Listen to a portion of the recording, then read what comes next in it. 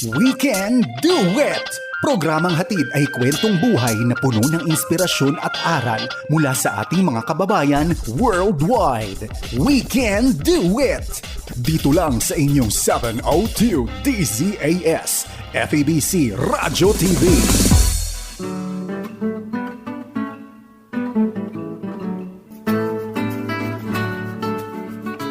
From Southern California, the Far East Broadcasting Company presents We Can Do It!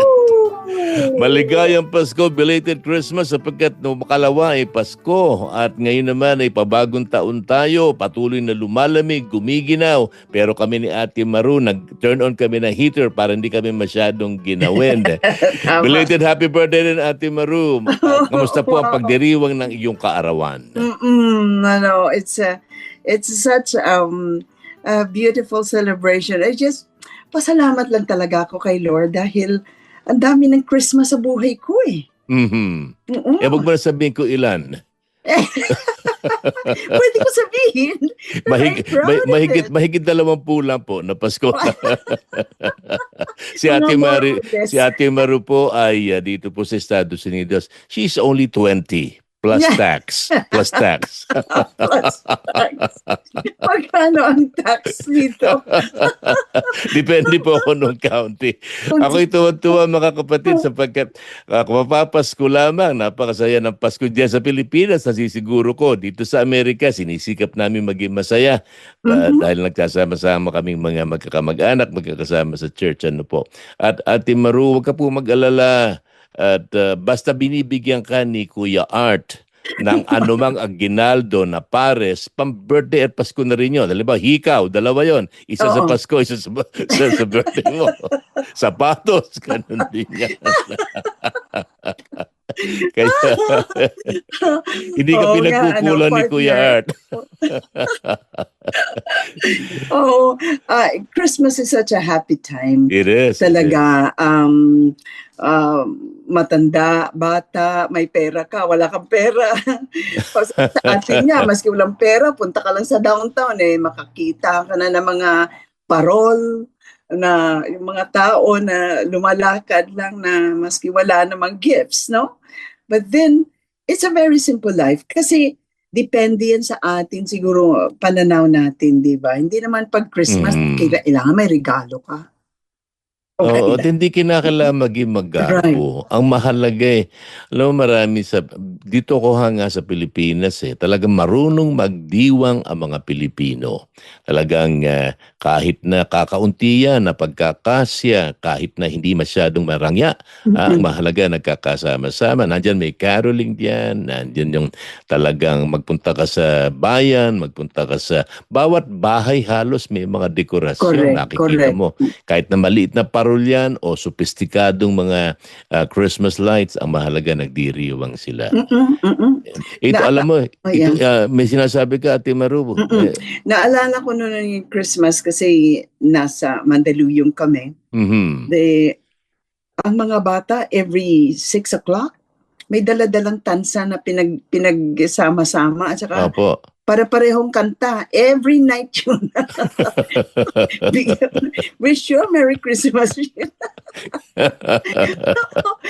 that was fun, no? Kasi parang ang saya-saya ng mga bata. Even though may tansan lang sila at bibigyan mo lang ng 50 pesos, o kaya 20 pesos, talagang masaya ng mga bata.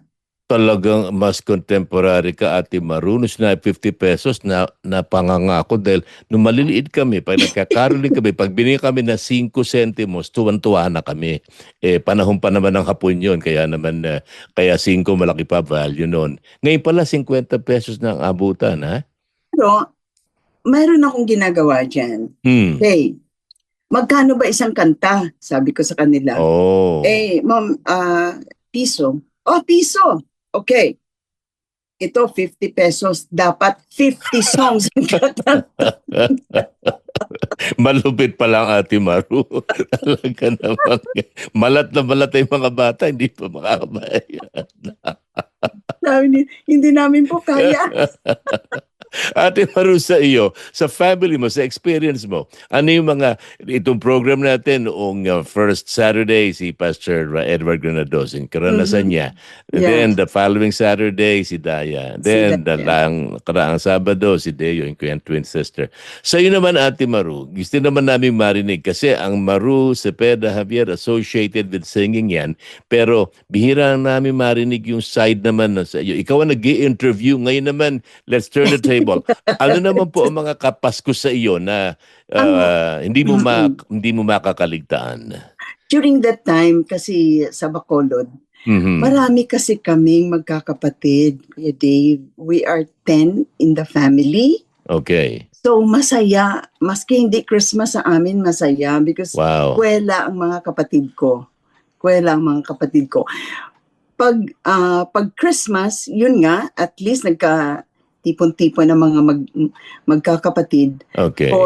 Especially for my birthday. Not Wow. really for anything else, but for my birthday. So sabihin ni Mamang at ni Papang, okay, meron tayong handa, birthday ni Inday Maru. So we'll get together. And it might be na less ang food, but there's a lot of stories. Ayun. Mga kwela kasi, I have brothers, I have 5 brothers, and 3 of them are really, yung palakwento sila. Okay. Kaya medyo mahilig kami tumawa kasi konting kwento lang ganon, natatawa na kami. So yun ang enjoyment namin sa isa't isa. I have a brother who works with the radio. Okay. I have a brother who plays the basketball sa isang school. And then mayroon din akong brother na si Erasmus, kasi ang mga brothers ko, ang mga pangalan Erasmus, Augusto. Since you're about to say the names of your siblings, 10 kayo, pang-ilan ka, ate? Pang-ilan ka? Pang-7. Okay, let's take it from the eldest. top. Sino po yung una? Ano po ang kanyang profession? Yung una is si Nene Loring. Okay. Oo. Anak siya ni Papang sa pagkabinata. Got it. Okay, Second? sa sister. Yun ang una naging Kristiyano sa amin. Kaya Alright. naging Christian din. Pangalawa, si Lolita, who is a teacher. Number 2. Okay. Teacher Second siya. Number 3, si Bob. Bob, who works with radio. Okay. Radio, TV and radio commercials, nag-produce siya. And then ang sunod Number ko, 4. si Augusto, who is a Augusto. basketball player Got ng it. San Juan de Letran. Really? Yes, Wow. yes. Captain ball siya noon. Way back in the 60s. Magkasabay sila nila. May I Well, hit the pause button? I'm sure si kuya mo, yung number 4, na player na Letran, kasama niya, if you could ask him, a person by the name of June Gamo, because he was a Letran player of the 60s. I'm sure they're together. oh, really? Baka, Yes, baka. I'm sure. So he's number Yeah. 4. Yeah, Who's number 4. 5? Number 5, si Lydia, who is a teacher. Got it. Number 6, si Erasmus. That's Erasmus. Oo, Okay. Erasmus is a business person. All right. And then myself, pang-7. Ako. Number 7. Got it. And then, pang-8, Walo. Demosthenes is his name. Wow. Philosopher. Demosthenes, yeah. Okay. Siya naman ay, yun ang black sheep sa family namin. Hindi nakatapos ng course yun eh. Yeah, siya yung pinagtatawanan na lang namin kasi medyo kwela din yung buhay niya. Aba, yung tunay naman Demosthenes ay bukod sa napakatalino, rebelde din siya. If you Oo. go back to your world history. Athletic din siya. He Oh, plays that's right. basketball and football. Okay. And number 9. And then number 9 is Joffrey. Joffrey Okay. naman is engineer siya, pero naging OFW siya na he is actually now in France. Got it. And then ang youngest Number namin 10. si Suzette. Suzette. Beautiful name. Oo. And she's in Bacolod. She is a secretarial graduate. He just ang personality niya kasi hindi masyadong lively kagaya namin. So Ng Ate Maru. medyo ano siya. Oh. so medyo ano ba, introvert. So hindi siya masyadong ano, nagtrabaho din siya. Pero hindi masyadong masosyal. Hindi masyado. So 10 kami. Actually 14 kami, Dave. Yung yung apat na matay. Nung panahon ng Hapon. I see. Aba, talaga masaya yan. Masaya Kahit na hindi kami. Pasko, pag magsasama-sama Correct. kayo. So, I can just imagine, yung dinner table nyo, mahaba yan, mahabang dulang yan. Ang laki-laki. Para kaming may fiesta palagi sa bahay. Gosh. Okay. Oo. At saka pag kumain, ilang ganta of rice ang inaano ng mother ko. Oh, that's right. Tapos, ang ulam, kailangan nakaatado na. Para sa amin, mayroon na kami. So portion may Okay. portion na. Kasi kung hindi, wala ka maabutan, mga malalaki ang brothers ko. Ate Maru, 10 kayo, 14, pinoportion na. Sa amin, 4 kami, dapat pa rin i-portion kasi paglalamangan. I can just imagine. So, lumalaki po ba kayo? Yung po bang inuupan nyo bangko o silya na 14 din? Ang laki ng mesa namin, marami kami. Oo. Wow. Tapos mayroon sa bahay na ano, yung lizard na malaki. Kasi tawag namin tuko. Okay, sa amin man bayawak. Okay. Parang All lizard siya na ano. Kasama din siya pag kumakain kami, nandiyan din siya. Tuko. Buhay ha? Buhay. Buhay. Okay. Sa amin din, meron din. Bayawak nga lang, kaya lang hindi na nagagawang magham kasi inuulam namin siya. Kawawang bayawak. But anyway, I enjoyed my childhood days with all my brothers and sisters who are so loving, so caring, at saka talagang joker talaga yung mga kapatid ko. Kaya ang saya namin yung tawa lang, maski walang pagkain. At masatawa lang kayo sa dami nilang kwento. So yung mga kwento panghimagas ninyo. Nakakatuwa ate. Talaga naman.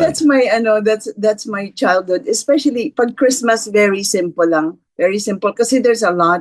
Ang dami namin si Mamang naman, mayroon na siyang maliit na tindahan. Si Papang is an employee of Bacolod City Health Department. Wow. And before, I think, ang sweldo ng nalalaman ko before, mga 200 pesos lang a month.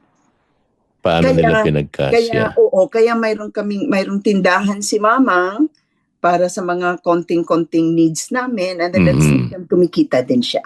That's my childhood days. Wow. Kaya sarap isipin ng mga nakaraan. Isipin natin, alam nyo, pagka hindi mo binalikan yung nakaraan, hindi mo ma-appreciate kung ano yung pagpapala ng Panginoon ngayon. Kung hindi mo naranasan ng ginaw, hindi mo ma-appreciate ang init. Kung hindi mo na-appreciate ang kati, sabi nga sa Katagalugan, yung bang low tide, hindi mo ma-appreciate yung magandang supply ng tubig ngayon sa iyo ng Panginoon. At hindi nagbabago ang Panginoon para sa kanyang mga anak. Growing up, ate, Christian family po ba ang Cepeda? Hindi. Ang naging Christian sa amin is yung half-sister ko, yung pinaka-eldest namin, si Loretta Mariano. Loretta, okay. Yun. And then, ang kasunod din naging Christian, pero later na. Siya, family niya, and then ako ang sunod naging Christian. And then because they prayed for my father before he died. My father died at 62 years old. Quite young. Very young. So he came to know the Lord also. My mother died at 82, pero late na. So during those times in my Christian life, ako lang at saka yung half sister ko, si Nene, yun ang we support each other, and then we go to the same church. Amen. So yun lang. And then of course there were, especially my mother, when I talk about the Lord, sabi niya sa akin, ay nako, alam mo, papunta ka pa lang, ako ay pauwi na. No, yung mga ganun. So don't talk to me about that. kasi wala ka pang masyadong alam. Mm. Pero in my simple way, yun lang, basta nandun ako. Pag Sunday, nandun ako. Pag choir practice, nandun din ako. I just showed whatever is required of me as a child of God in my early days. And I'm glad na sinustain ako ni Lord in spite of some brothers and sisters who were not Christians then. Praise But the Lord. pinabayaan lang nila ako because nakita nila na I was really straight into being a child of God, a Christian. Yung ganon. Amen.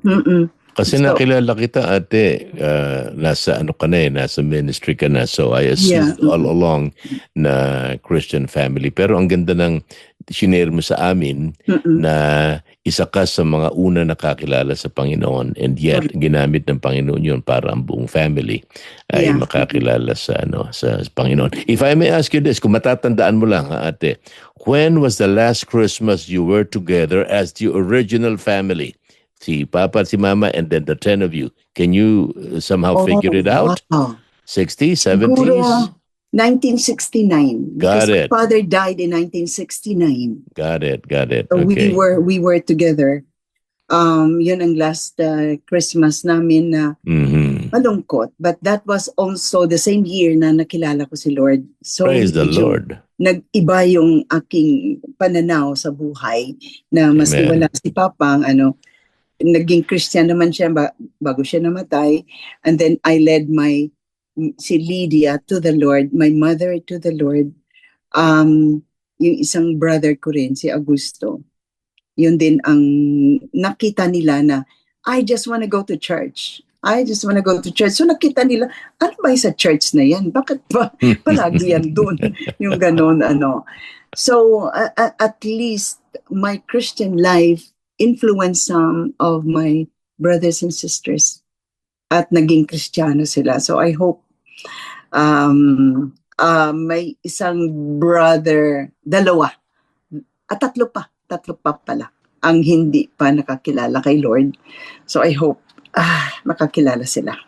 I'm sure. Let me encourage you, Ate Maru, and also sa ating mga manonood at mga nakikinig, siyempre, hinihintay natin na yung ating kamag-anak ay literal na narinig nating nag-pray para sa Panginoon, tanggapin ng Panginoon, sumama sa church. Pero nais kong bigyan kayo ng isang palaisipan at pagpalakas loob.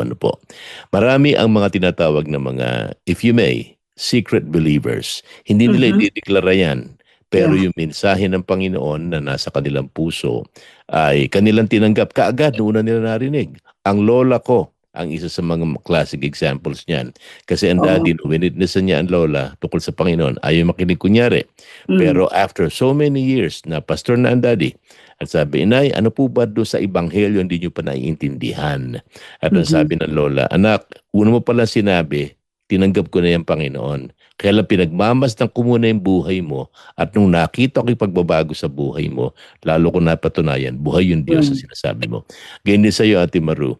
Kaya yung buong pamilya at sa inyong mga nakikinig at mga kasama natin sa palatuntunan, mahalaga dalangin natin sila at ipakita si Kristo sa kanila. At ang banal na Espiritu, He is the greatest evangelist. Siya po ang kikilo sa puso at buhay ng mga iba. Kaya ako na magsasabi nito, kayo po yung nakikinig sa palatuntunang We Can Do It. Naririnig. Ate Marie, ikaw hindi tali. Baka magkamali pa ako. Ating programa We Can Do It ay napapakinggan nito sa FEBC Radio TV. Napapanood sa Facebook Live at sa YouTube channel ng 702 DZAS FEBC Radio TV. Now, sa FEBC Radio ay madidinig ito every Saturday sa Philippines at 7 o'clock in the evening. Yun. Okay. Every Saturday po. At sa Coronadal, South Cotabato naman, tuwing Miyerkules ng hapon, 5:30 sa DXKI 1062 sa inyong mga radio dial. Amen. Yes. Ikaw naman, Kuya Dave. Tinitingnan ko yung ating relo po. Nais ko lang na ma-highlight ang dalawang Pasko. Isa 1972 May karamdaman ng mami noon. Kaya kasabi ng mami, ano ang kakain natin sa Pasko? At sabi niya, wala tayo itong taong ito. Doon niya na isulat yung awiting ang araw ng Pasko. Kung dumarating ang araw ng Pasko tulad nito, ay naghahanda tayo ng regalong pamasko. May hamon at keso, may ubas sa ating hapag, may ngiti sa labi. Huwag nating kalilimutan, sabi ng koro nun, na dapat wag nating lilimutin, may araw ng Pasko dahil kay Kristo, ang anak ng Diyos, kusang nanaog upang bigyan tayo ng buhay na walang hanggan. Wow. Naisulat ng mami yon, panahon na Pasko, walang-wala talaga kami. Sabihin nga sa Bulacan, tuyunan dati, inaabot pa ng kati. Pero doon namin nakita ang kapangyarihan ng Panginoon. Isang Pasko hindi ko rin malilimutan, Pasko 1979, that was the last Christmas I spent with my family kasi kami ni Grace nag-migrate na dito sa Estados Unidos. Lungkot na lungkot kami. Nandito kami noon, ang dala namin 4 na maleta at ang Panginoon. Yun lamang. Wala kaming bahay noon, nakikitira lang kami. At doon pa naman si Grace unang nawalay sa kanyang magulang at pamilya at kami mag-asawa at tinamaan pa siya ng karamdaman. Noong panahong yun, Pasko, umiiyak kami. Nasa bahay kami ng isang miyembro. Hindi nila alam kami ay was nursing Grace's situation. Pero doon ko nakita ang kamay ng Panginoon. At nakita ko tulad na sinabi ni Pastor Edward, ni Daya, ni Deo, at sinabi mo, Ate Maru, basta ang Panginoon ay nasa gitna ng ating buhay, yun ang mahalaga sa lahat. Huwag natin kakalimutan, years and years ago sa DZAS, tuwing Christmas, isa sa mga lines na marinig mo ay ganito, bring back Christ in Christmas. I remember that. Tapos tutugtog yung theme ng This is DZAS. Pero lagi sasabihin ng announcer, let's bring back Christ in Christmas. Tatanda ko may isang bata nag-recite ng verse Sabi niya, John 3:16, for God so loved the world that gave His only forgotten Son. Di nagtawa na ng tao, no? Forgotten Son. No, begotten Son.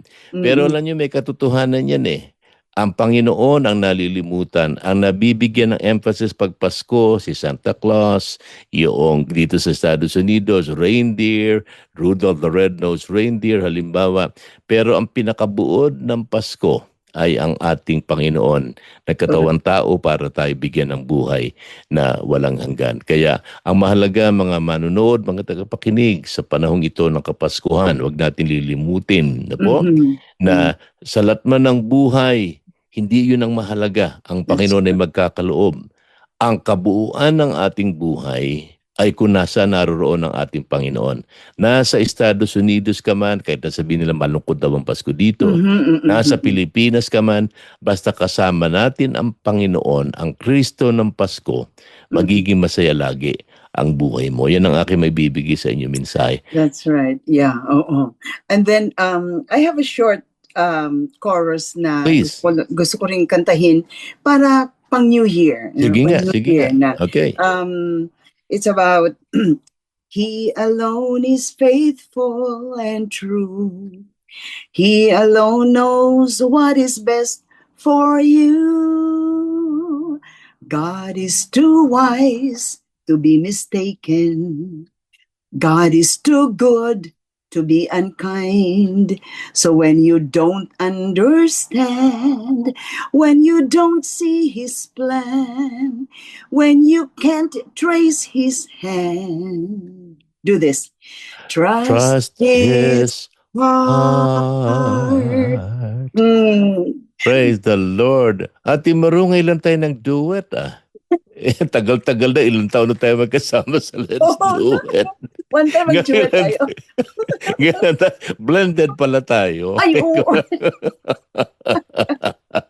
Mga kaibigan, mabilis na lumipas ang kalahating oras sa ating pagsasama-sama at mabilis lumipas ang taong 2025, 2025. Huli programa natin ito. Pero magbabalik po kami sa 2026 sapagkat tuloy pa rin ang ating We Can Do It. Maraming salamat sa aking Ate Maru sa kanyang napakatiyagang paglilingkod sa ating palatuntunan. Ate, mahal ka namin. Mahal namin ni Kuya Art, si Coach, ang kanyang may bahay at si Chris ang iyong apo, ha? Ganon din kami. Ganon din kami. Praise the Lord. At salamat din sa inyo. Mag-do-it tayo ulit, Ate Okay, Maru. sige. Wawakasan namin ng programa, kakantahin namin yung We Wish You a Merry Christmas. Ate, pangunahan mo, sasabayan kita. We wish you a Merry Christmas. We wish you a Merry Christmas. We wish you a Merry Christmas. Buwan po sa Ate Maru at Dave Marcelo at si Ate Shikay na Abalon sa control. Maligayang Pasko po sa inyo. And a Happy New Year. Remember, pagkasama natin ng Panginoon, we can do it! Happy New Year! Happy New Year po sa inyo! We'll see you next week for the new year, 2020. And next year, that's next year. Next year. I'm sorry. Okay, bye-bye. Bye-bye. We'll see you. Bye-bye. Inyong narinig ang Weekend Duet dito lamang sa inyong 702 DZAS FEBC Radio TV, Agapay ng Sambayanan.